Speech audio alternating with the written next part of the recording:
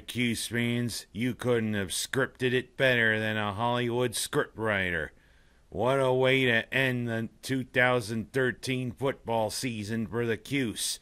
You know, I almost feel like that announcer who, God bless his soul, who was known for saying, "In a world where Cuse fans are looking for a miracle, an unlikely hero steps up and he guides the Cuse to the 2013 Texas Bowl win, featuring Arnold Schwarzenegger. We've got to get the ball over the goal line. Come on, Terrell Hunt." Sylvester Stallone. "Oh yeah, I gotta start training to get the ball into the end zone. The Cuse has gotta win." And also featuring Clint Eastwood as the Cuse coach, Scott Schaefer. "Go ahead, make my day, Minnesota." That's almost what it felt like, What a way to close the football season. Seemed as though the Cuse was having all sorts of trouble trying to cover the Minnesota wide receivers there in the final quarter, even though the Minnesota wide receiver looked like he was running in slow motion, like one of those famous photographs, if you know what I mean. But Terrell Hunt shows why he's now the leader of this Cuse football team now and heading into the 2014 season, with a great clutch last-minute touchdown run to give the Cuse the Texas Bowl win over Minnesota. And I mean, it's a way to head into the offseason, The way I look at the 2013 Syracuse football season, everybody thought the Cuse in their first year in the ACC would maybe be just below 500 and not make it to a bowl game. I think Scott Schaefer did a hell of a job with this bunch. It's true he didn't have a lot of the punch there on the offense except for the running game, because Terrell Hunt was just feeling out his ways. But Terrell Hunt did a pretty darn good job, and it shows why he's going to be a leader for the next couple of years for the Cuse. Plus, the Cuse bring back their top wide receivers. And even though Jerome Smith is heading to the NFL, we got a pretty darn good stable of running backs. So you know what? The Cuse looks like they're getting to be pretty loaded on offense. Plus with some pretty good-looking recruits coming in over the offseason, including that Edward from Florida, that quarterback. The Cuse looks like they're getting loaded to really get into ACC play next season. 7-6, I'd say the Cuse is ahead of the curve. Good job, Cuse. What a win there in the Texas Bowl. And while I'm on the subject of the Cuse, how about those basketball players? What a run they had the last couple of weeks. 'Cause their first opponent, it was probably the high point of their season coming up to the Dome. And it almost could have been the high point for them, 'cause High Point was a pretty game opponent. But of course, when you got the talent like the Cuse has, you eventually pull away. And it didn't become the high point of their season. And then also, a great win against our former conference mates, Villanova. Especially when Villanova looked like they were going to run away with the game in the beginning. But the Cuse regrouped and they trounced the Wildcats. And then another pretty good victory against former assistant coach Rob Murphy and his team, Eastern Michigan. But that their first ACC conference game looked a little sloppy. Boy, Trevor Cooney hit his first couple of three-pointers, but then he got like the weather is outside. He got cold, much like Bugs Bunny would say when Elmer Fudd's looking for him. But Trevor Cooney, you can't get cold, even though the Cuse pulled together and beat Miami. 'Cause this week we're starting to really head into the meat of ACC play. We go against Virginia Tech down in Blacksburg, and then Saturday, it's our first real test, 'cause the Tar Heels come into the Dome. Let's show Roy Williams in North Carolina that they can't invade the Loud House and they can't come away victorious. Let's show these Carolina folks some Syracuse hospitality. Who cares? Who's he? That's what I like to say about Roy Williams.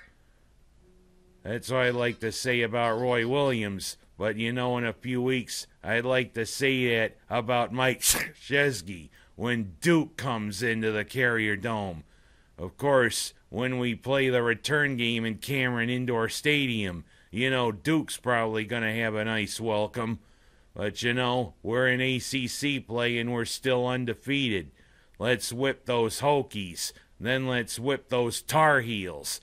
And let's hope for a big showing next week, shall we? And I should say, good riddance to the Buffalo Bills on another disappointing year. It seems as though for the 4th or 5th year in a row, it seems as though our goal is double-digit losses, no matter what changes we try to make. But of course, this time, you have to look at it with a little optimism. Doug Marrone came in, and he changed a little bit of the culture there around One Bills Drive in Orchard Park. Even though, same another year, same result, same 2 losses to Tom Brady, Hoodie, Bill Belichick, and the Patriots.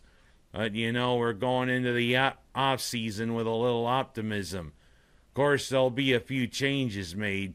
I fully expect Steve Johnson not to be back. Jairus Byrd, I hope they can work out a deal to bring the Bird back. Plus, they gotta make changes at wide receiver, on offensive line, and a couple other places. Of course, there'll be a new wide receivers coach because Ike Hilliard was fired. But the culture seems to be changing around Orchard Park. But not the weather. Boy, there's blizzard warnings this week. But I saw improvement. Let's build on it, Bills. And also, I should say good riddance to the 2013-2014 college football season. And good riddance to the bowl season, all 35 of them. And I saw a really troubling trend this year. I mean, I know it started 20-some years ago when the Giants did that with Bill Parcells when they went on their way to win Super Bowl 21. But guys, I think this whole thing of dumping Gatorade or water on the coach is getting old hat. Yeah, I know you want to celebrate the guy who led you to the bowl victory or who led you to a good season. But that is a nice waste of water and a nice waste of Gatorade, especially when you get the 2 big mooses to take that cooler, go up and dump it all over the coach, get him wet to his gills, and celebrate. Because that is a waste of water and a waste of Gatorade and a celebration that is definitely getting passé. It is much like the Wave. The Wave went out of style back in the early 90s. I mean, I'm getting sick and tired of seeing fans do the Wave. Let's do something better. But, just make some noise for your home team. But, teams, you got to come up with a better way of celebrating. Because, look at all that water and all that Gatorade you're wasting. Although I know it'll turn to vapor and go back into the atmosphere where we need it. But, enough of this. We need to save the Gatorade. We need to save the water. I'm going to start a petition. Save the water. Save the Gatorade. All right, maybe I stepped into an odd little zone just then, but I think you get my point. And also, I should say, it's getting towards award season time. Starts this week with the People's Choice Awards. And then the big movie awards start coming in. The Golden Globes, the SAG Awards, which I don't think talks about an old woman's breasts. And also the Grammys for the best in music. And then the Oscars. I just want to take a look at those movie awards for a second. Everybody's saying Tom Hanks could win his 3rd Academy Award. for either his role in Captain Phillips or his role in the movie about Disney trying to do Mary Poppins. But some are talking about that English actor who plays the slave in 12 Years as a Slave.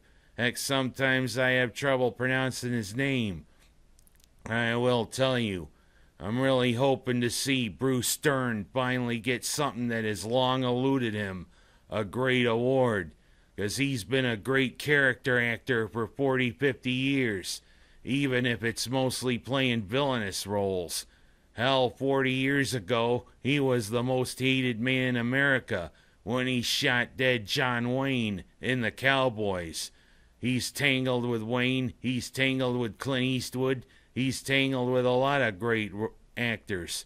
He even tangled with Tom Hanks in The Burbs, especially when he said about the dog if he takes a poop on his lawn, he's going to staple his ass shut.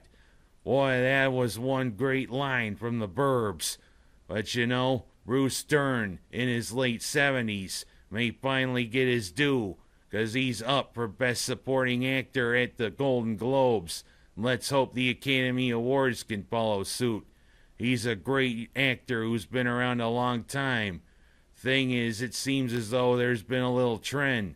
Actors who haven't got their due in the past when they should have, finally getting it. Much like Christopher Plummer a few years ago. Of course, I could say something for a couple other actors. Malcolm McDowell has been a great villainous actor for a long time, but he's never won an Academy Award. Although I kind of wonder if those Sprint commercials with James Earl Jones may finally get him some award. And also Brian Dennehy, who also has been a great character actor for a long time, even tangling with Sylvester Stallone in First Blood. But you know, Dennehy hasn't received any Academy Awards, and I kind of wonder if he's running out of time to get one. Of course, one great actor who just passed away, Peter O'Toole. He never won an award for a movie, but he did win a Lifetime Achievement Award. Rest in peace, Mr. O'Toole. And you know, it'll be interesting to see what happens in the awards shows coming up. And that's all I have to say for my first show of 2014. I'm Ken Haas. That's my story. And let's beat North Carolina, Cuse.